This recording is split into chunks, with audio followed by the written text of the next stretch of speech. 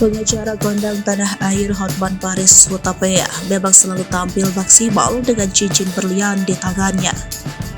Hotman Paris pun seringkali memamerkan cincin-cincin terbaru miliknya yang selalu menghiasi jari tangannya itu.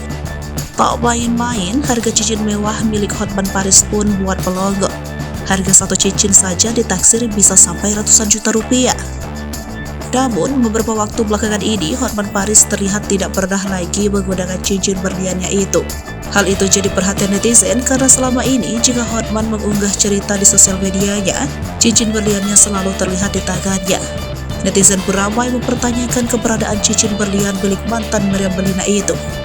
Bahkan, tak sedikit yang menduga jika Hotman Paris bangkrut dan harus menjual cincin berliannya itu. Tak senang dirinya disebut bangkrut, Hotman Paris langsung memberikan klarifikasi mengenai keberadaan cincinnya itu. Hotman Paris juga bersedia bertemu dengan orang yang menyebutnya bangkrut itu untuk memamerkan cincinnya.